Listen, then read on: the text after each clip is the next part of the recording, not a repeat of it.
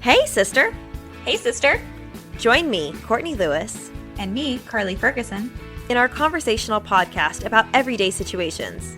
You can count on us to tell it to you straight with our own sisterly spin. Consider this a phone call with your own Southern sisters as we discuss with you personal accountability, healthy relationships, managing responsibilities, and contributing to society. Each episode will consist of straight talk and a call to action. Your sisters are calling. Thanks for answering.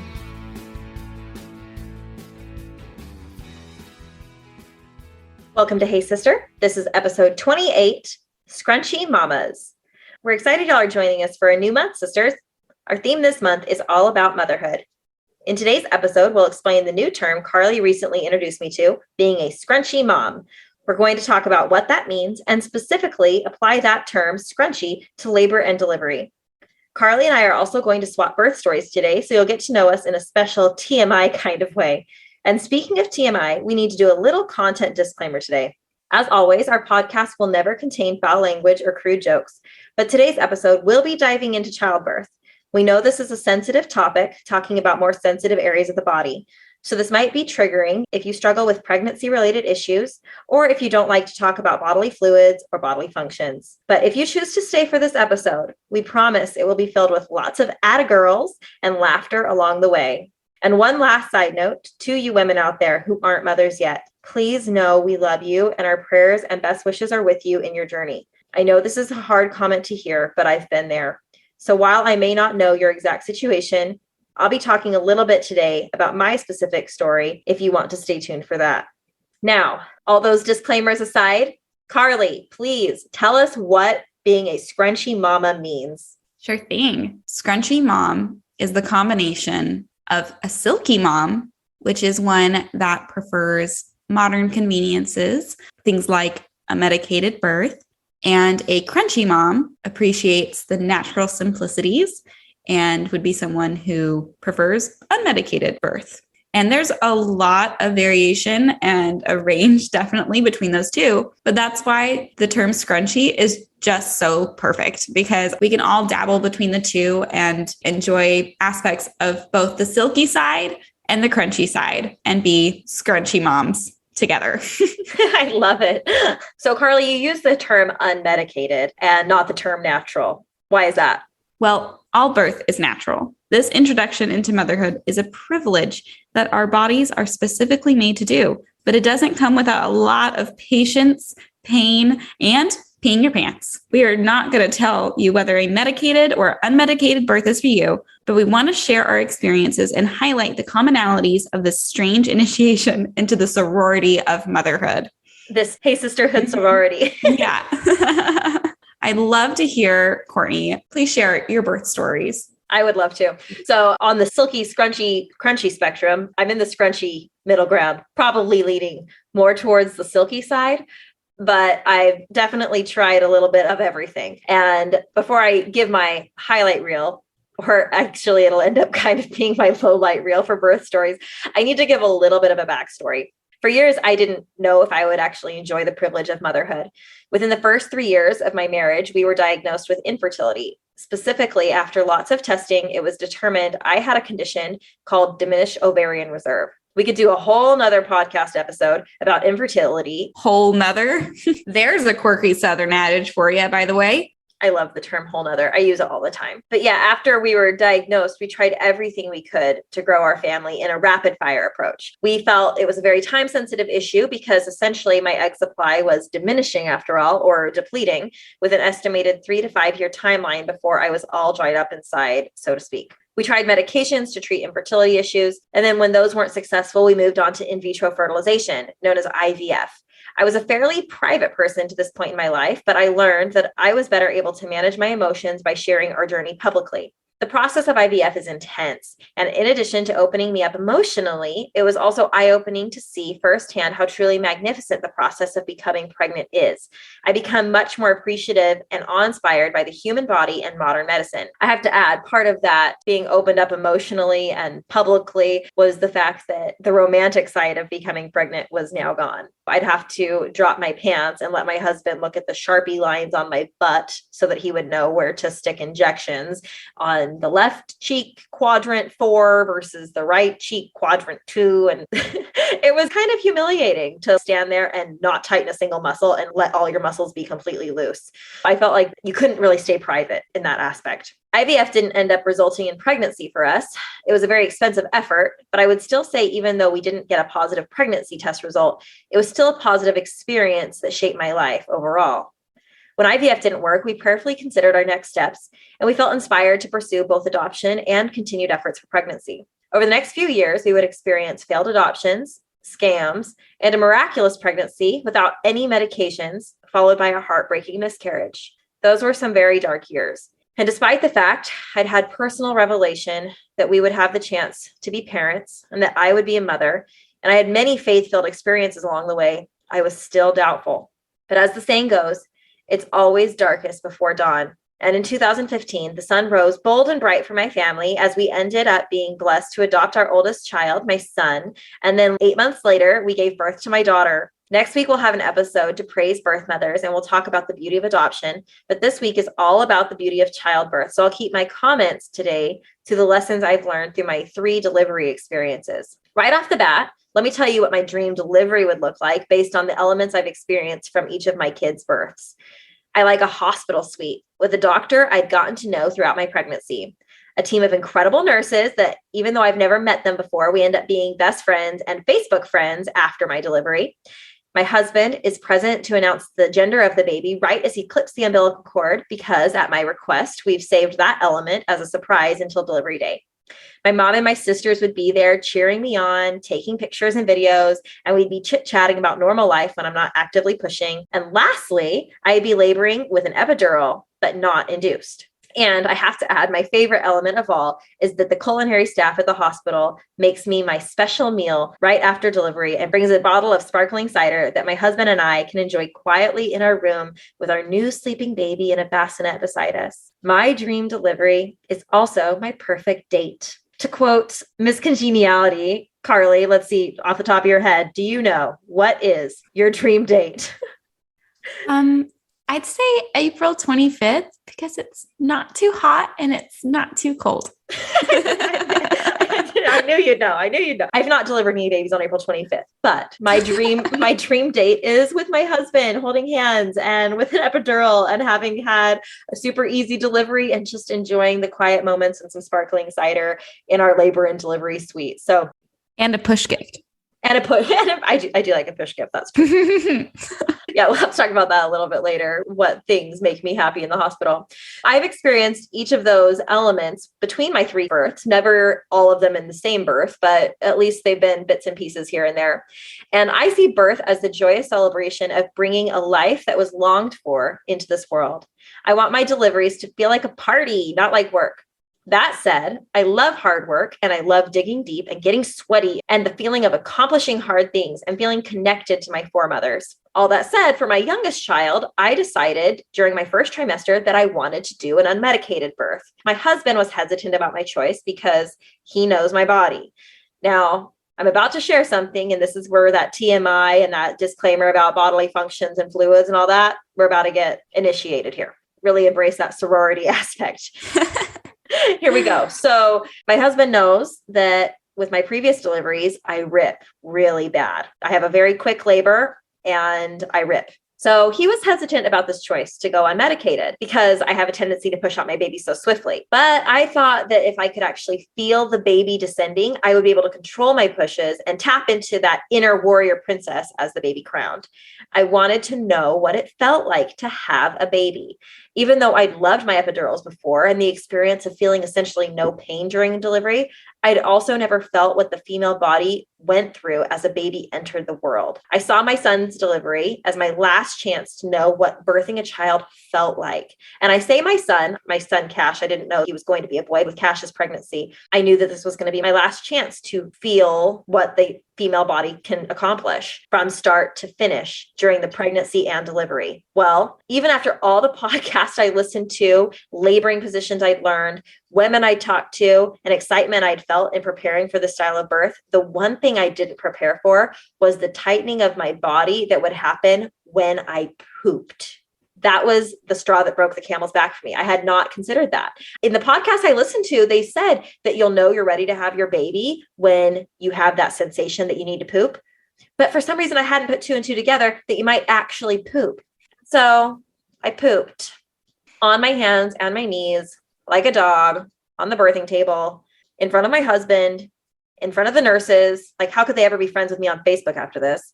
I also pooped in front of my sisters-in-law, my mom, and my mother-in-law, because they were all Zooming in because I wanted a party. And so I invited the whole world to live stream my birth. Like I said, I knew this was going to be my last birth. And so it was the pandemic. It was 2020. Only one person's allowed in this room. So we're going to cheat the system. And I'm going to have everybody on a Zoom call for this birth. We could not see it. I did not know until later when you told me. I think Cam conveniently stood in front of the camera as I pooped like a dog. But I will say, every party has its pooper. That's why you invited me. Party pooper. Like, I was the party pooper at my birth. And that was not something I was prepared for. I did not like that. Just the party, please. I know, just the party, not the poop. And I just never knew if I pooped with any of my epidural deliveries. Cam never, I asked him, did I poop? And I think he knew. It's like the unwritten rule for men. Don't tell your wife if they poop or not. And so he would always say, no, you didn't poop. And I was like, I don't know if you're lying or not, but I'm not going to ask again. So let's just leave it at no, you didn't. So I would just assume I didn't. But I was so embarrassed. And at that moment, right after I pooped, I screamed in pain, both emotionally and physically. I was mortified. I rolled over and started to push. And the doctor informed me that my baby was not just sunny side up, but also turned at an angle. Sunny side up, meaning that his face was up instead of facing down, like is preferable. Well, it hurt. He was my biggest baby yet and my only sunny side up baby. He was the wrong child for me to try an unmedicated birth on. But I dug deep, and instead of doing all the breathing and other techniques I learned for this very moment, I decided to gun it. Pedal to the metal. I pushed that baby out in the time frame of one contraction. And I saw as a volcanic eruption of blood whacked the doctor in the face and spurted into the light fixture. My husband announced it was a boy. The staff placed my son on my chest. And I felt the frantic scurry as the doctor requested help to stop my bleeding. And she stitched up what I heard her refer to as a clitoral tear. Yes, you heard that right.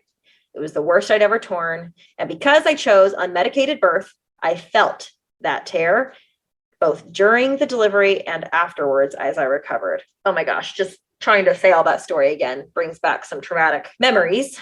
There was a few other factors that made that less than an ideal delivery beyond the ripping. Delivering during a pandemic had its disadvantages. And honestly, I missed the small town hospital where there was only one OBGYN, and he saw me during my entire pregnancy and delivered both of my girls, as opposed to the doctor who delivered me at this most recent experience. And I just never met her before because she was part of the OBGYN team of doctors and she was on rotation because it was COVID and my doctor wasn't working that night because they were trying to minimize how many doctors were rotating in and out of the hospital. I learned a lot of lessons from Cash's delivery. I'm still glad I tried a birth without an epidural, to be honest. Similar to IVF, it may not have worked out the way I had initially envisioned. It wasn't this beautiful experience that many on the outside would call a success, and everyone has their advice for what you could do differently next time. But it was something that taught me that as much as I like hard work and being a strong woman, I am just not a primal woman. I just didn't enjoy that more crunchy side because I'm more in that silky side of the scrunchy spectrum. Let's talk about crunchy though, Carley. Take it away. Yeah, on that crunchy side, I'd probably say that I'm closer to the scrunchy area. You can imagine that. But yes, I do like the coined as the natural birth, which is unmedicated. And I think that really stems from my desire for like autonomy. I really like making my own choices. When I heard about birth and delivery, there were a lot of things that I liked, and it piqued my curiosity to going natural and having unmedicated. I kind of fear needles and I don't really like medicine. I don't know. I have a trust issue, I think. And when I was in my third trimester with my first pregnancy, I had a very good pregnancy, very easygoing. And a friend of mine actually shared her testimony at church about how her birth of her daughter had brought her closer to the Savior. And I said, oh, love to hear more. She's like, yes, please. So we went over, my husband and I, to her house and spoke with her and her husband, who was also a birth nerd. And they just talked her ear off about their experience. And we loved it. And we thought, let's go for it. She really gave me the confidence to say, I'm going to go unmedicated and I'm going to have a natural birth. I really thank Kelly for that. And we went deep into it. Like, we watched The Business of Being Born. We did birth boot camp. My husband read The Birth Partner, annotated it, marked pages that we'll need during the labor for different positions. We had our bag stocked with all the things that we could possibly need. We had the rebozo and different other tools to help manage pain, and really tried to have all of our ducks in a row in preparation for this, expecting it to be somewhat of a marathon, which it was. It was almost 24 hours of all of the things that we had prepared for. So all of that training, it all came in handy. Steele was literally my support. I was leaning against him, doing my beautiful ghost impression, trying to, yeah, I know you're looking at me like I'm crazy. Beautiful, beautiful ghost. Yeah. You need to release all of that pain and vocalize it. And so, yeah, it comes across like moaning myrtle. You're just like, oh. Okay. You said primal before, and I think, yeah, that does, it aptly puts it. Sounds about right. We were in that mode for a while. I was literally birth zombie.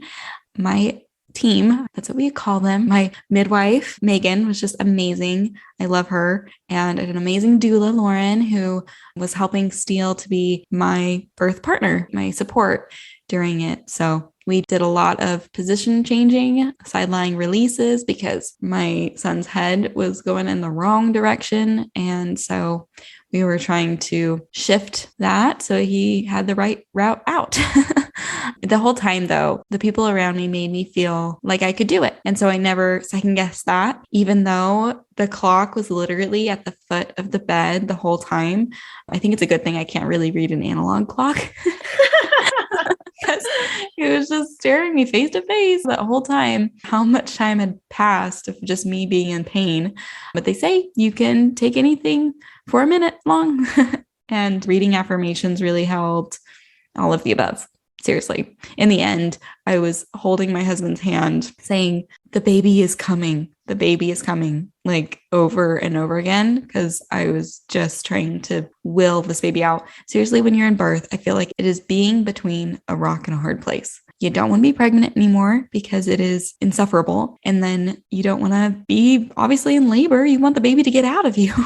And in the end, actually the OBGYN that the midwives work under, she came in and was at the foot of the bed getting her stuff ready because they were like, we don't know how big he is. We might have to do an emergency C-section. And I was like, no, thank you. So that was definitely a great motivation for me because I do not want to have to recover from both. He came out and he also came out sunny side up. So that was interesting, him coming out OP.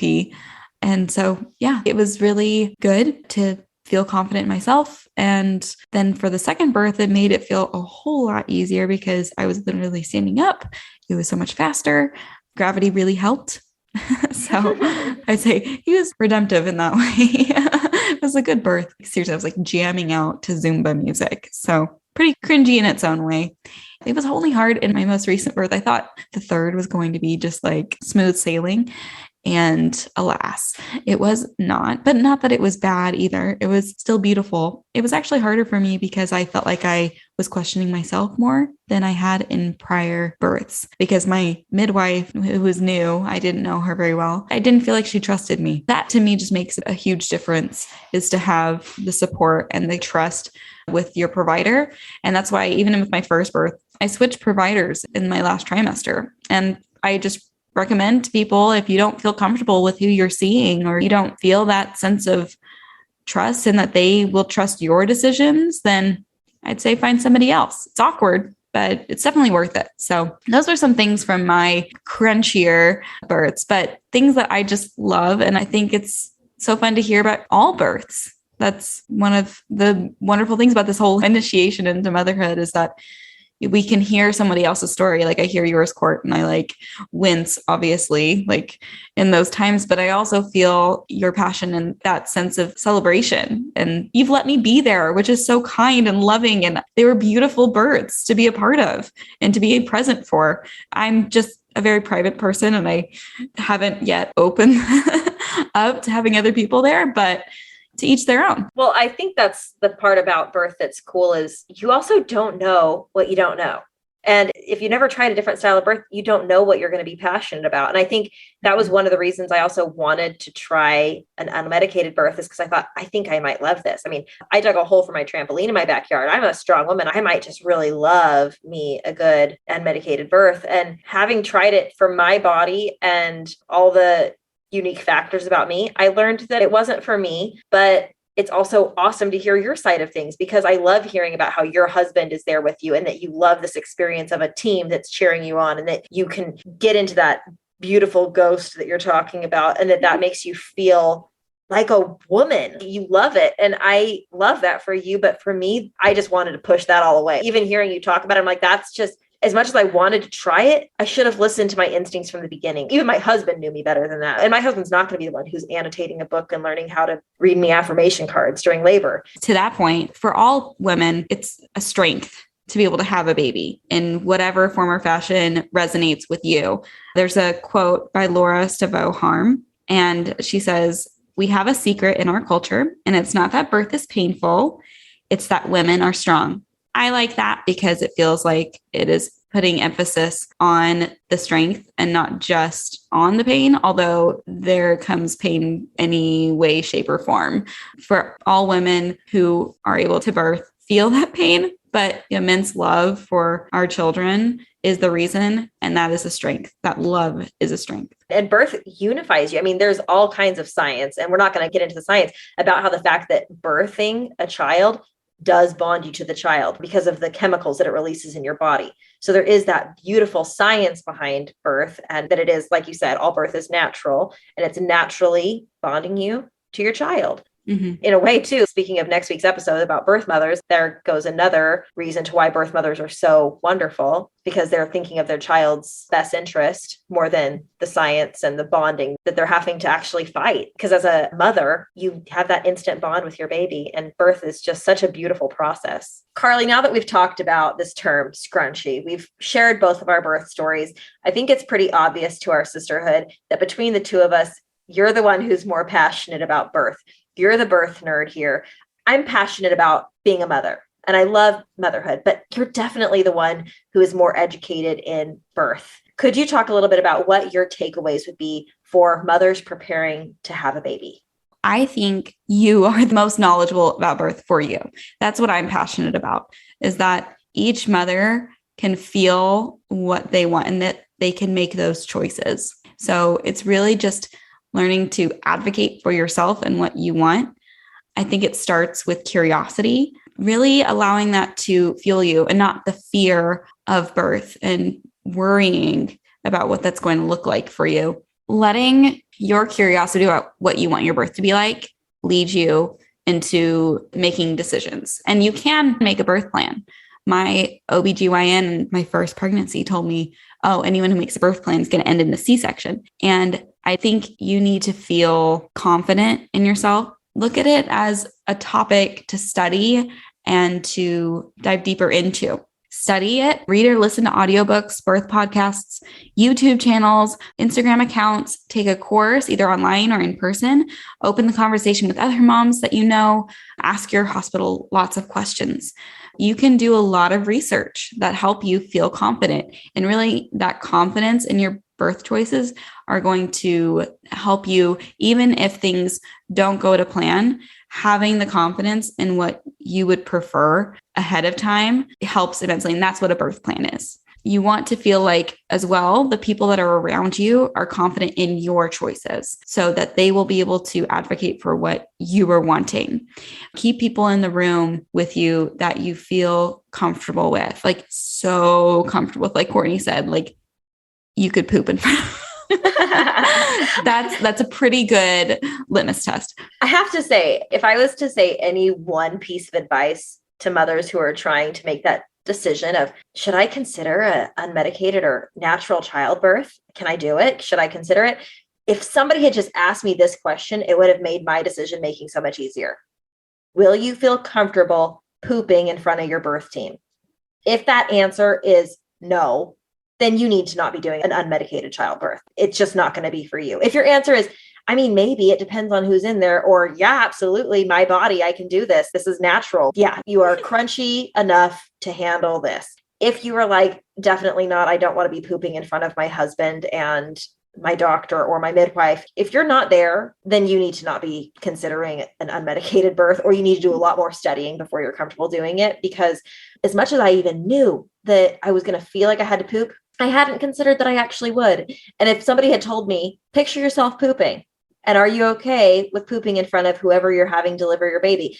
If your answer is no, you need to not be doing an unmedicated birth, because you're going to feel it. And that was the part that was hardest for me.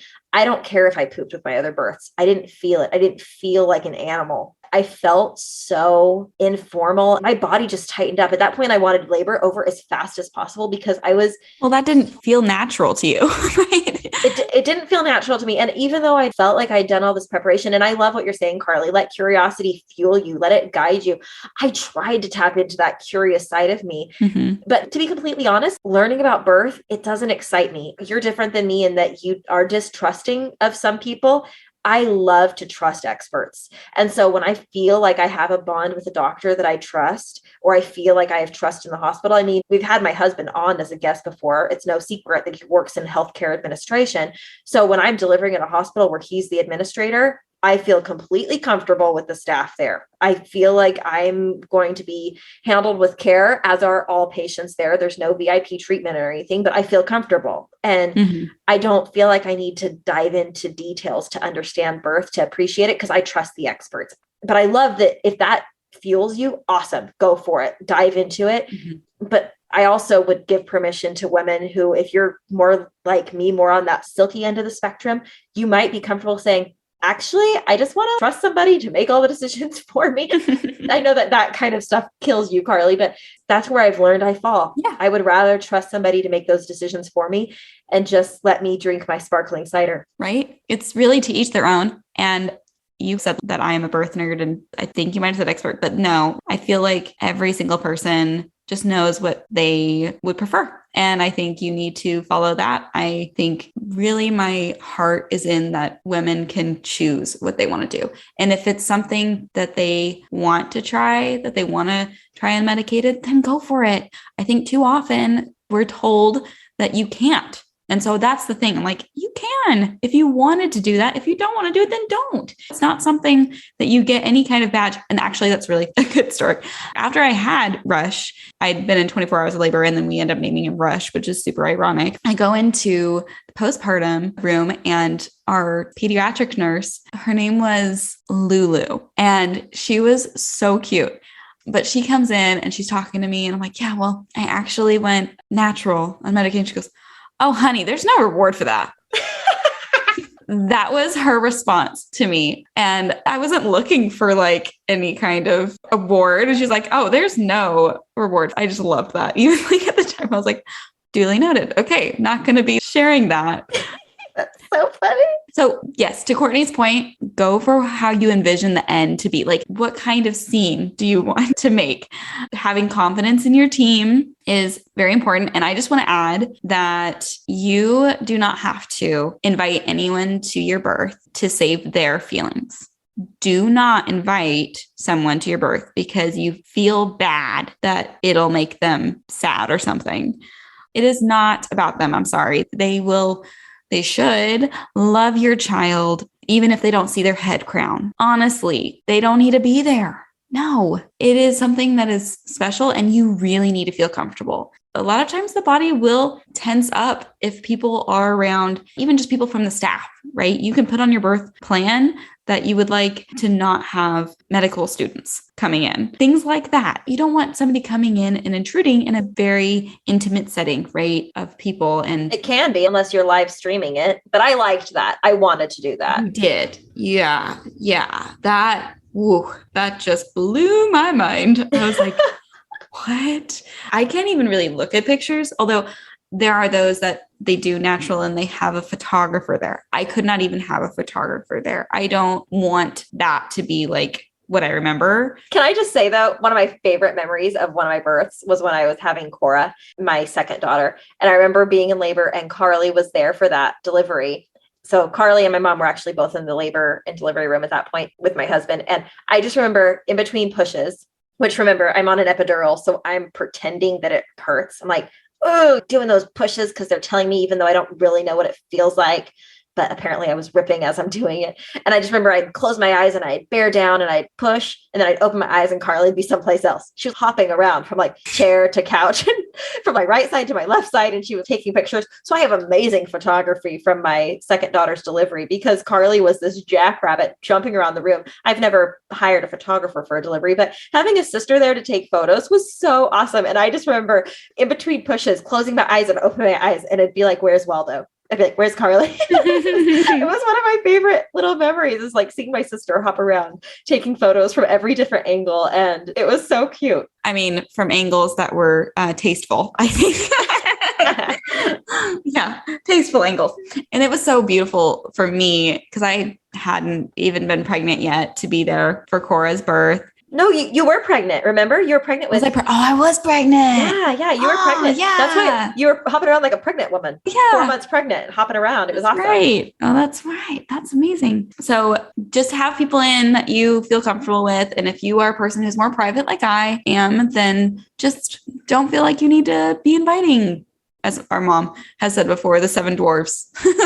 Like you don't need to invite everybody in. Come in with their pickaxes. Although I will say that goes back to that pooping question. If you can ask yourself, would I feel comfortable pooping in front of my birth team?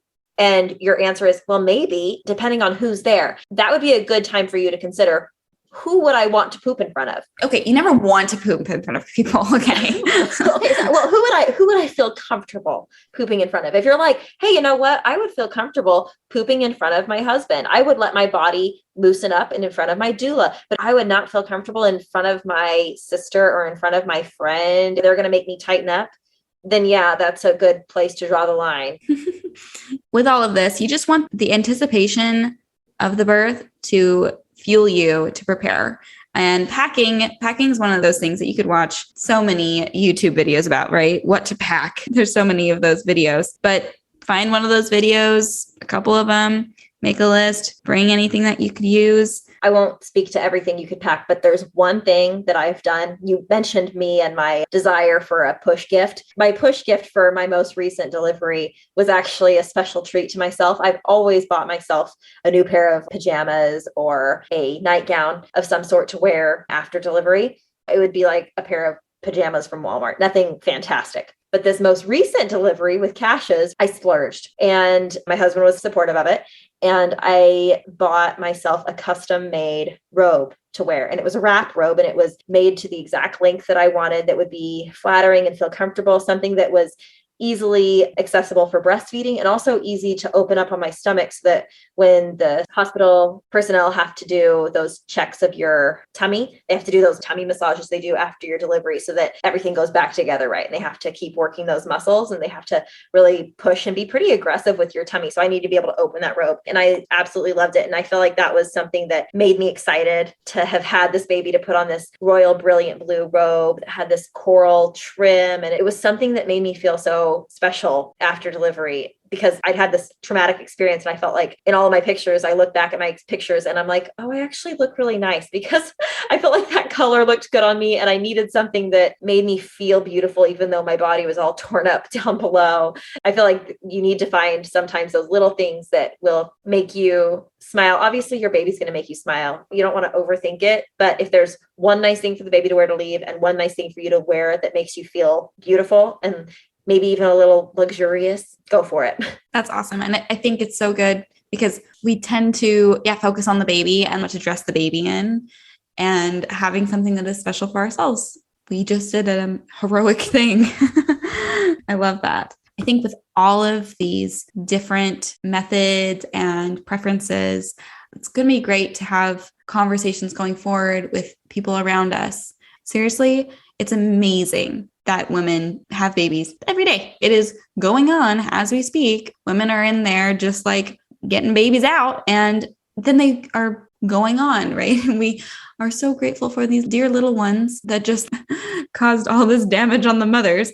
Like if men were to be delivering babies, it would be a defining feature of society. That video you showed me, if men breastfed, then they'd have these lounges and it would be like just kind of a gym mentality. That iPhones would make a version of the iPump. If men delivered, I'm sure there could be some funny memes. Women can get together and pretty early on in a conversation, start talking and swapping birth stories, which I think is a beautiful thing about a female culture, that we can talk about birth stories. Like my husband's always surprised that women can talk about that kind of stuff pretty early on. And I think it's a beautiful thing about womanhood is that we can swap our birth stories, and it's a huge ordeal.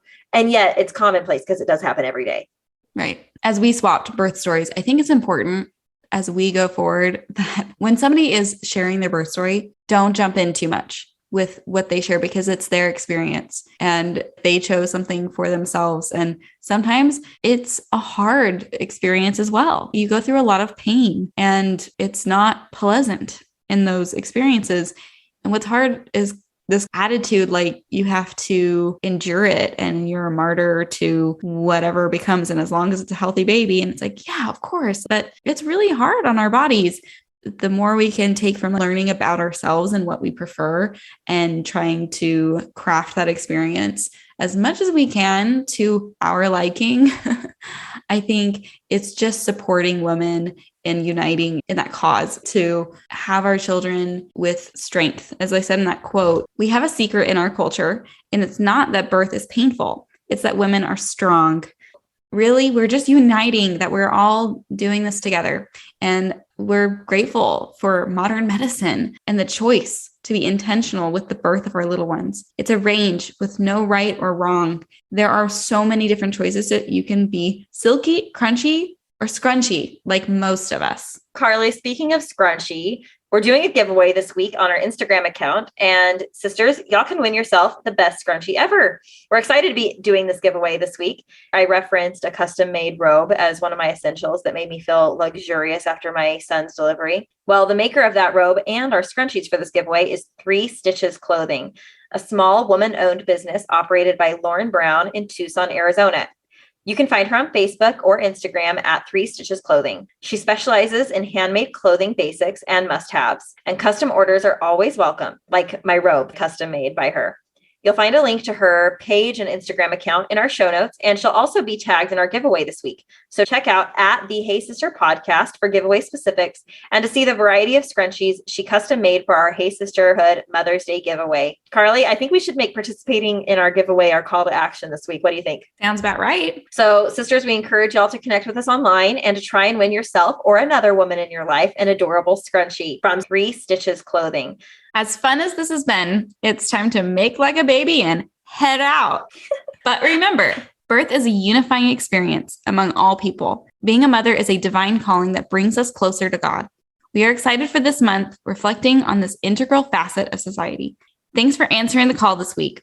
We love you, sisters, and all you silky, crunchy, and scrunchy mamas. Bye. Bye, Scrunchy Mamas.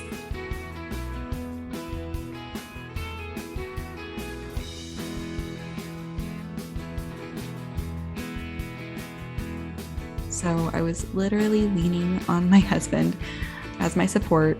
I was louder. I know you don't want to wake your sleeping baby, but use your big girl voice. I'm trying to say it as much as I can into the microphone. I know. It just sounds sultry. Okay, I won't be sultry. Well, yeah. Beautiful guest. We are so excited for this month, reflecting. We're going to turn into a pumpkin. Wait for the clock. Let it go. Let's do its thing. 3 minutes early.